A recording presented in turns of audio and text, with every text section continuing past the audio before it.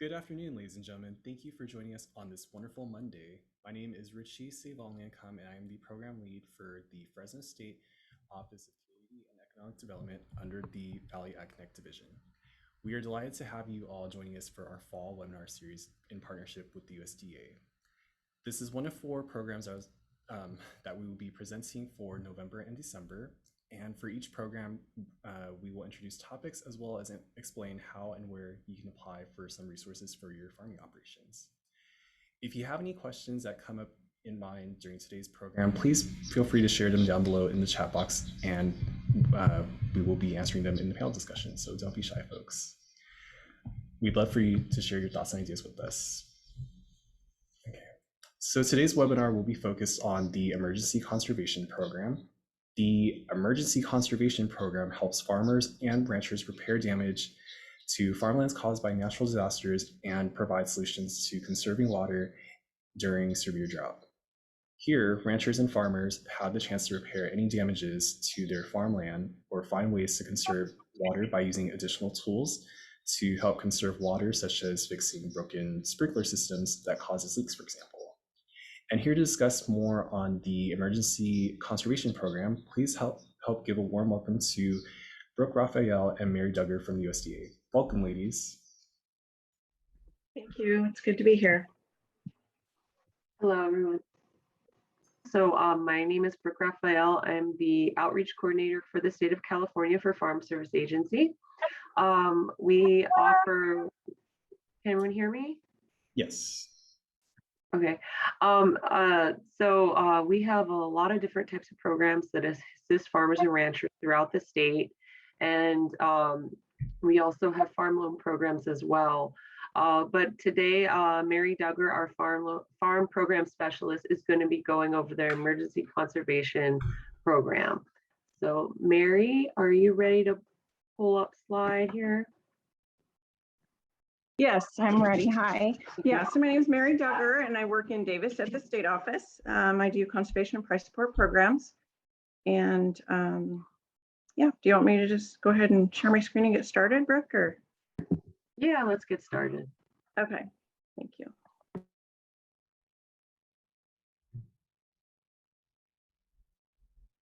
Okay. So yeah, this is called the emergency. Let me get, there you go. Okay, so this is the Emergency Conservation Program. And so what it is, it's a cost share program that provides emergency funding and technical assistance to farmers and ranchers to rehabilitate farmland damaged by natural disasters. It does not compensate producers for damage to non-farmland or structures or buildings. It does assist with restoring the damaged land back to being productive to the agricultural capacity that they were before the disaster. So the land, as far as land eligibility, it must be physically located in a county or a portion of a county that has been approved for ECP.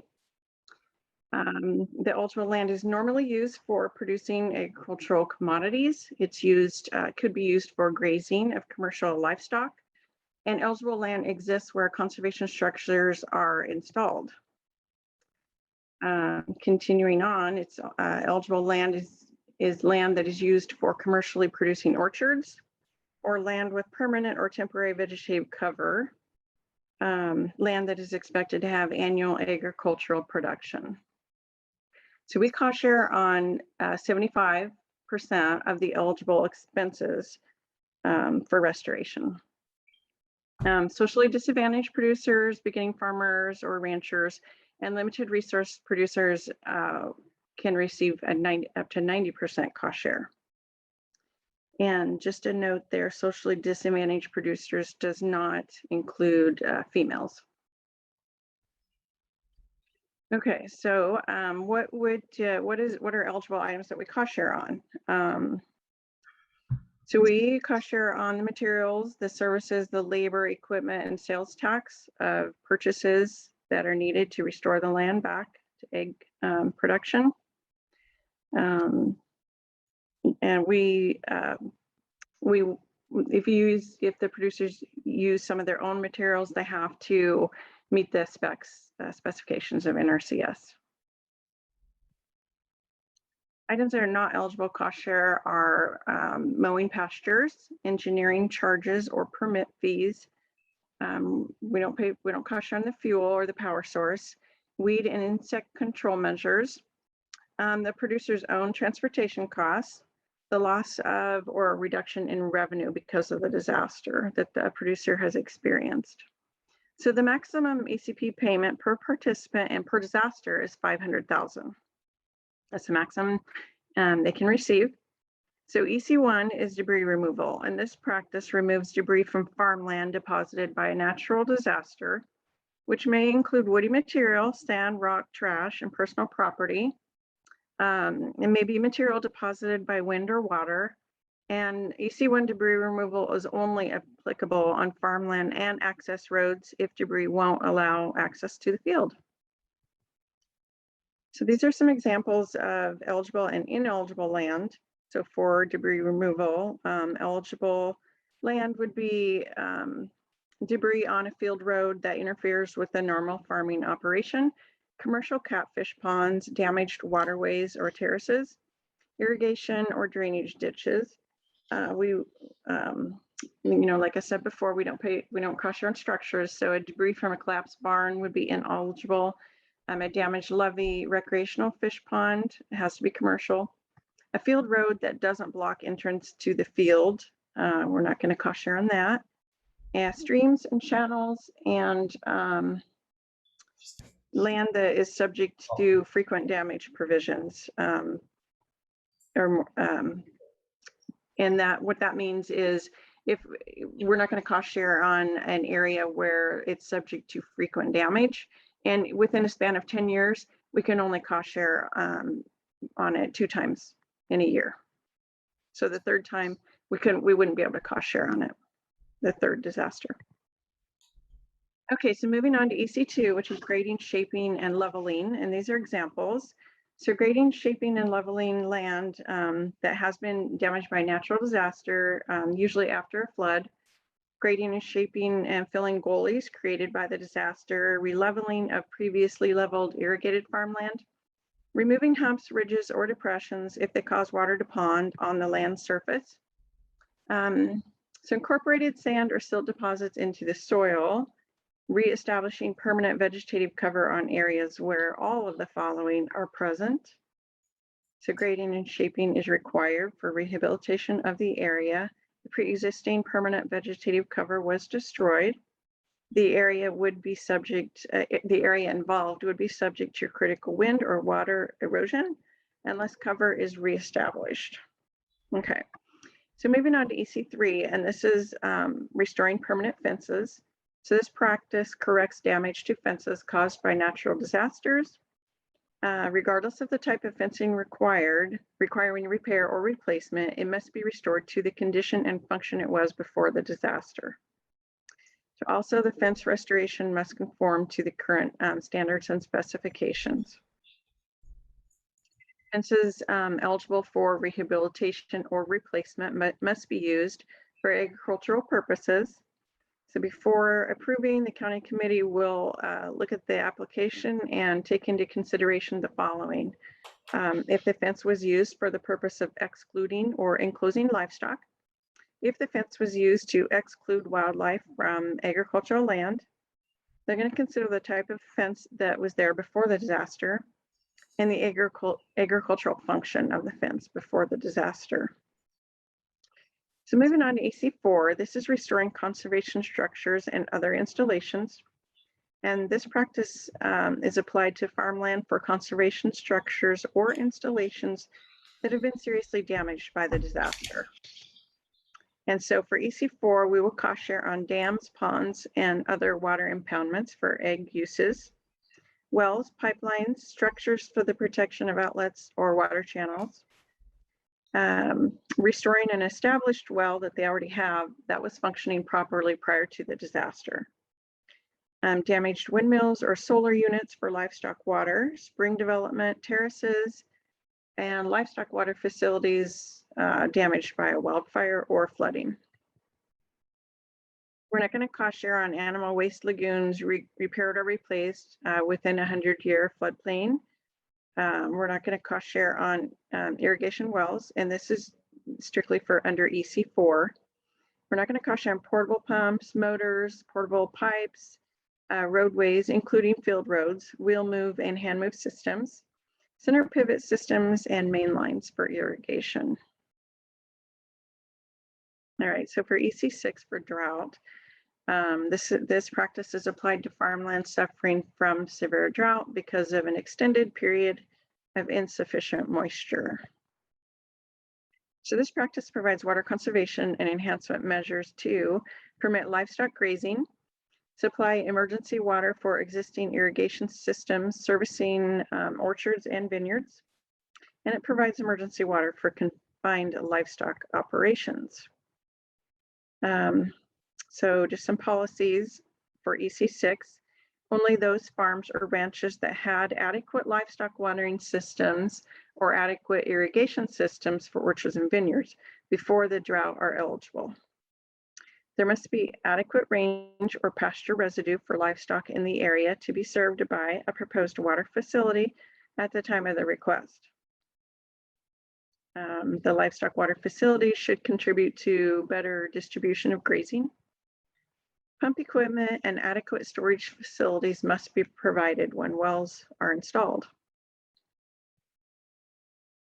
So what do you do if you want to place an application? First of all, we have service centers all throughout the state. So you contact your local FSA service center and file an application. And it's very important to not start any work until FSA has completed a site visit and completed the environmental review. And that's basically ECP in a nutshell. Does anybody have any questions?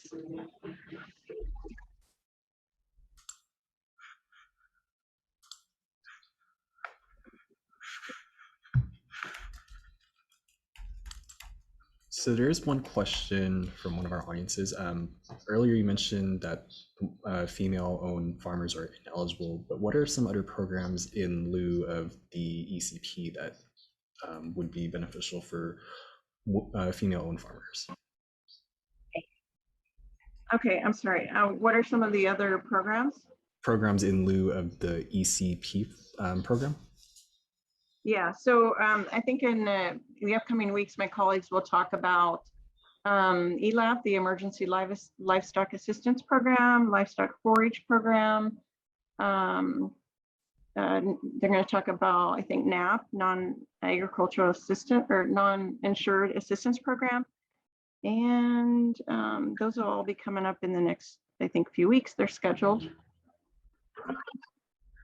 Yeah, in regards to the NAP program, there is a part where if you are a female farmer with 50% or more, ownership, then the first, the first percent, they don't have to pay in that that type of crop insurance that's under NAP. That helps in regards to female specific. And then Nav, I think you have a question. The mic's open as well. Okay, can you hear me? Yes. Yes. So I just wanted to follow up on the question that was asked. I think what Mary was referring to is that ECP does not exclude females from applying. It's just that females are not eligible for the higher cost share. So socially disadvantaged limited resource producers can get their cost share up to 90%. So in this case, if a female applied, she could only get cost share up to 75%. She would not be eligible for the 90%.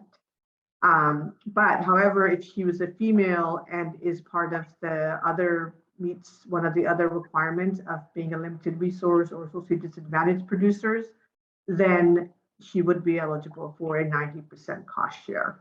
So ECP does not exclude females from applying. It's just when we're looking at the cost share amount that's eligible of 75 versus 90, then that's what he was talking about. Okay, just wanted to make sure that was clear. Yeah, I'm sorry. I should have made that more clear. I did not intend to make it sound like females were excluded. And then the next question is there a list of what counts as a natural disaster or severe drought? There is a list. There's hurricanes, which don't apply to us, tornado damage, floods, flooding, wildfire, and drought. All the ones that California experiences we cover mudslides. After we've had a wildfire and there's no vegetation and then it rains, so we cover that. That's about it. There's a specific one you have in mind, you can ask me if I'm missing one, I can tell you.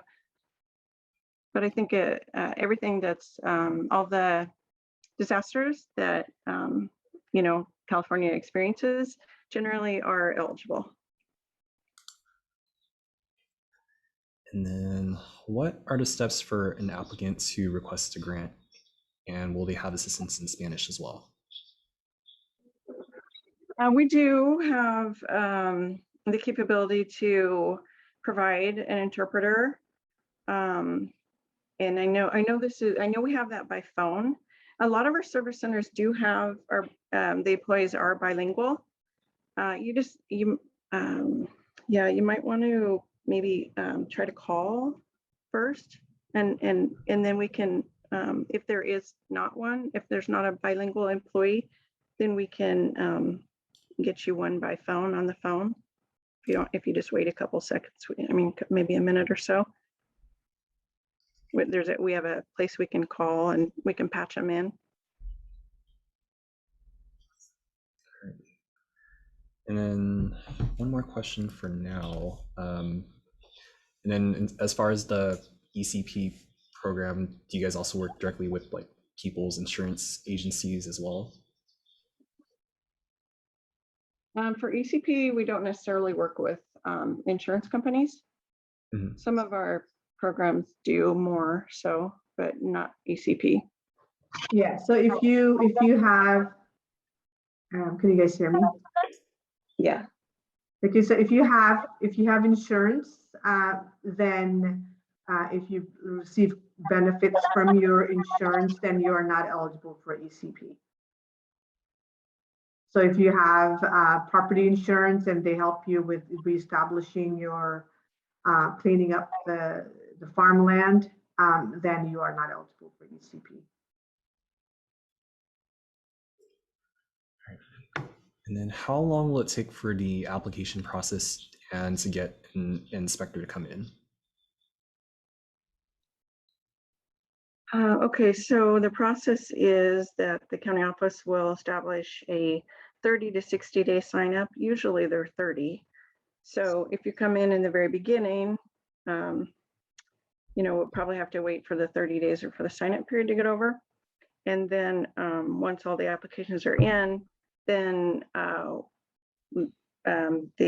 whoever the technical service provider is, if it's FSA, which it is for most of the components, debris removal and fencing is done by FSA. So it's just a matter of getting them out to the site.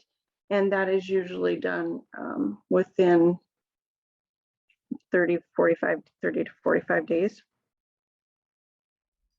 If it's that like pipelines and troughs, tanks, that kind of thing, wells, then NRCS is our technical service provider. They're our sister agency. Almost always they're in the same building as us. And I can't speak for them, but it should be still within the 30 to 45 days. And is there an option for in-person technical assistance? Do you mean, I'm not sure what you mean. In-person. So the person that's doing the technical assistance will actually go out to the site. If you're talking about maybe having the producer there, that can definitely, they will definitely call and schedule that. so that they can be there if they want to be there. If you're just about applying in person, that is available, but you have to contact the local FSA office depending where they are in their into the COVID situation. It depends on, you know, if what the office is doing in terms of scheduling appointments. Most often we are able to accommodate in-person appointments, provided a protocol is followed. Got it. And then Clarissa, you have a question, and I'll go ahead and let you take on the mic. They mentioned about the counties that have to be like approved. Is there like a website with a list of counties that can qualify for this program? Yes, so I think what would have to happen is if a producer suffers a loss, then they need to contact our local FSA office. So this program is a program which is enacted when a disaster strikes. So once we start getting calls or information from the local farmers and saying that they've had a loss due to a particular event, then the county committee requests that the program be activated. And once that's done, then the county can be eligible. So the eligibility of the county is started at the farmer level. So once we start getting calls, then we can enact the program.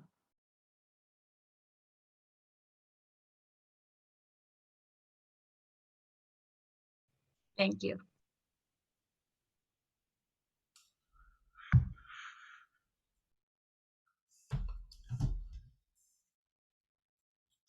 Alrighty, it looks like there are no other questions, but we'll give some people some time to type in the chat box, maybe about a minute or two.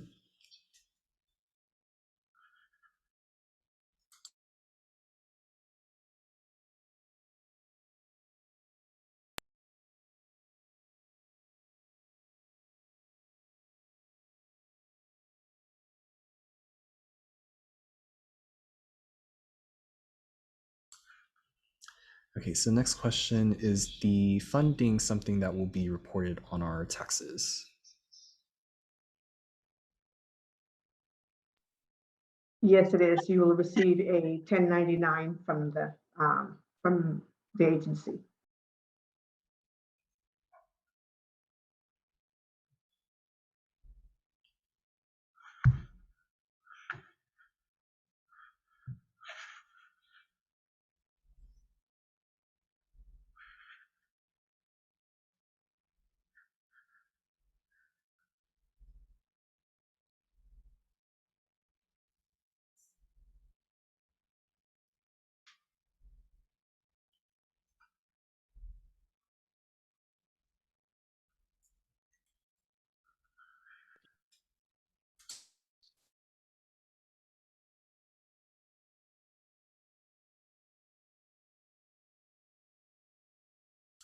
And also another question, when does the program end?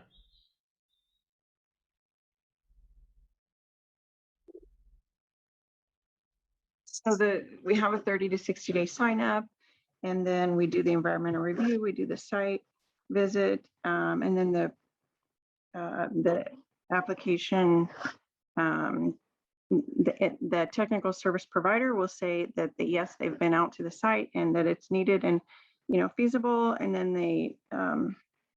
they'll turn it back into the county FSA office, and then they will run a cost share agreement, and then that goes to the local county committee, unless it's a higher dollar value that requires state office, or sometimes they have to go to DC for approval, depending on the amount. And so, I mean, it's hard to say how long the whole process will be. It can take a while. It has emergency in the title, but it's not necessarily a quick program. And depending on what the components are, we may have to do some consultations from the environmental review. So if the work is if you're doing something, if the producer is doing something that is new disturbance or new ground disturbance to the land, going deeper, than it has ever had before, then that can take a while because we have to consult with SHPO and TIPO. If there's threatened and endangered species, or if there's critical habitat, then we have to make a determination that it's going to adversely affect or not adversely affect. And then we have to get Fish and Wildlife to concur with our determination, and they have 30 days. So there's just two examples, but any consultation, if we have to consult, can take 30 days. So it's hard to say, I can't say, oh, this program will be over in a year. I can't, so it just depends on what's applied for and how involved it is. So we like to close out the program in a year, but that doesn't always happen. And the next question asks, can you repeat where we can apply for the ECP program? Yeah, so we have service centers all across the state. So unfortunately, we don't have one in every town, but we have service centers that will cover some of them cover 2 or 3, sometimes even 4 counties. So you should have a local, it just depends. I don't know. You should be, if you do, I know if you do a Google search, you can probably find your current one. And then just give them a call and maybe schedule an appointment. And then I think this was addressed, but we can definitely ask this question again. So when does the ECP program end in order to apply? Okay, Brooke, can you, Brooke, maybe you can post a link to our service centers in the chat. Or And then also, as far as the end of sign up, that depends on which county you're in and whether there's an active ECP program at this time. So if you believe you were impacted by a adverse weather condition, then please contact the office that's nearest in your county. And Brooke is going to post a link in the chat here, so you can click on it and locate where your service center is. And we will also try to post a list of disasters that are eligible. I was trying, but for whatever reason, it won't let me.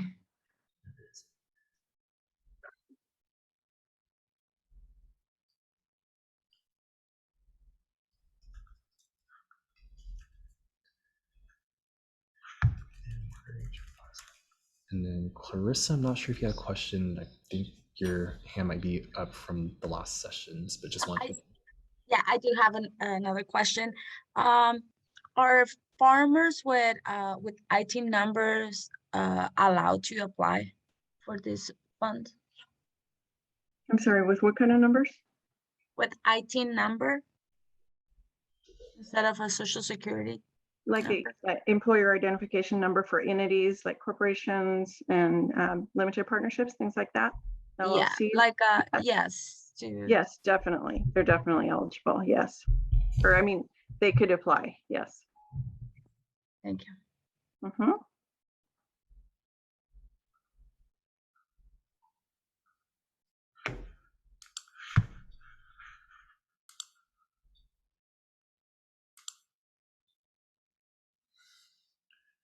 Alrighty, while Brooke is inserting a couple links in chat box, we'll leave the question and answers open for another 30 seconds or so.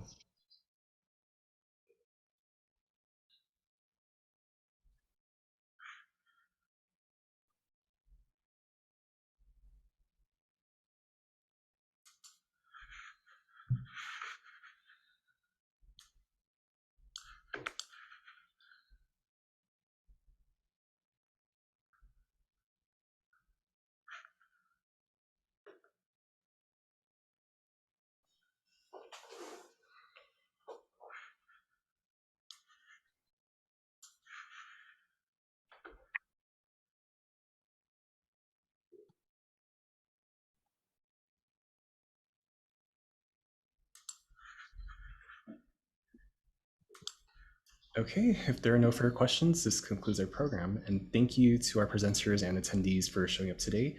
I hope you learned something new and had a great time.